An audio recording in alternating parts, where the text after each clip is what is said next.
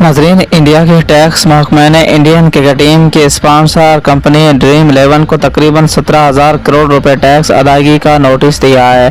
Dream 11 ने इतनी बड़ी रकम के मुतालबे पर मबनी इस नोटिस को मुंबई हाई कोर्ट में चैलेंज किया है। टैक्स का नोटिस मौसूल होने की खबर सामने आने के बाद ड्रीम 11 के एसेट्स की कीमतों में गिरावट आई थी। याद रहे कि इंडियन हुकूमत ने ऑनलाइन गैम्बलिंग और कसिनो वगैरह पे 28% टैक्स नाफिज कर रखा है। टैक्स हुकाम का कहना है कि ड्रीम 11 के ज़ेली कंपनियां गैम्बलिंग जुआ सर्विसेज चला रही थी, इसीलिए उन कंपनियों को अपने मजमूई आमदन पे 28% टैक्स अदा करना होगा। ड्रीम 11 कंपनी ने हाल ही में इंडियन क्रिकेट कंपनी के नई जर्सी नए लोगों के साथ जारी की थी।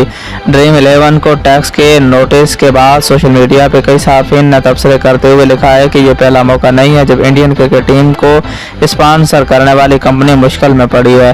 गुज़श्ता 15 बरस में कई बड़ी कंपनियां इंडियन क्रिकेट टीम को स्पॉन्सर करने के बाद बुरे दौर से भी गुजरी हैं।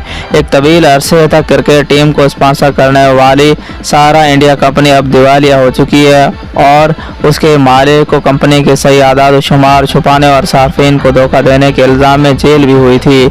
इसी तरह स्टार स्पोर्ट्स चैनल ने भी बहुत लंबे अरसे तक इंडियन क्रिकेट टीम को स्पॉन्सर किया था। उसने उस वक्त क्रिकेट की तारीख में सबसे ज़्यादा बोली लगाकर क्रिकेट मैचों की नशरियात के सबसे बड़े हुकूक हासिल किए थे। ताहम बाद में स्टार स्पोर्ट्स भी ज़वाल पजीर हो गया था।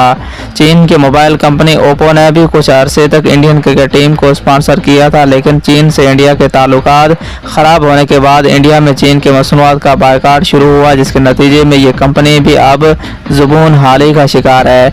इसी दरमियान एक और कंपनी बायजूस बड़े ज़ोर और शोर से क्रिकेट के स्पॉन्सरशिप के मैदान में उतरी थी।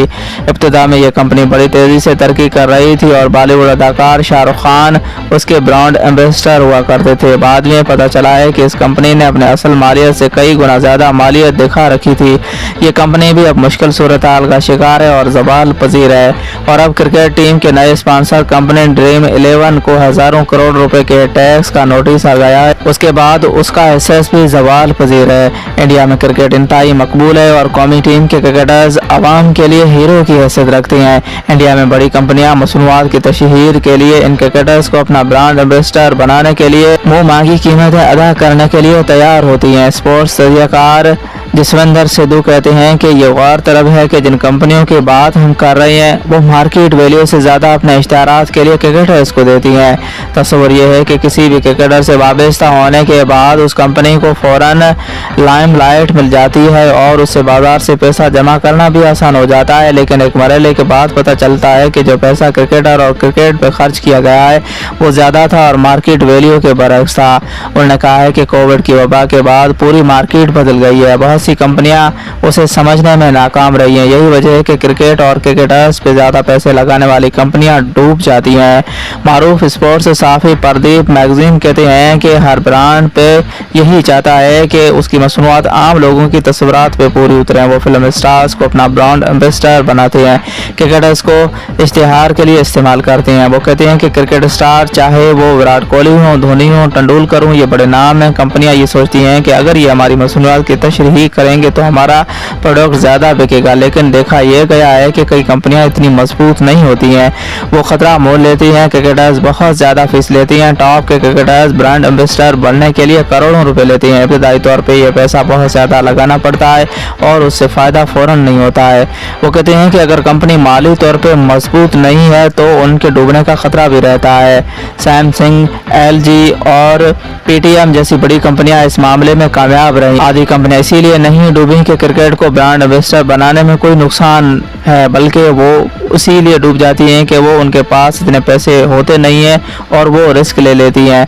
बड़ी कंपनियां मशहूर इंडियन क्रिकेटर्स के साथ गैर मुल्की क्रिकेटर्स को भी अपने मसनूआत को तशहीर के लिए इस्तेमाल करती हैं। ये इश्तिहार आवाम में बहुत मकबूल होती हैं और क्रिकेटर से मनसूब होने के सबब उनकी ब्रांड वैल्यू भी बढ़ जाती है।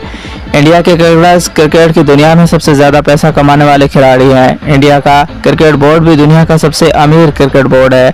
हफ्तेवार जरीदे दी वीक के स्पोर्ट्स एडिटर नीरू भाटिया कहते हैं कि क्रिकेट इंडिया का सबसे मकबूल गेम है और क्रिकेटर्स और क्रिकेट पे इश्तिहार के लिए पैसे लगाने का यकीनन फ़ायदा होता है।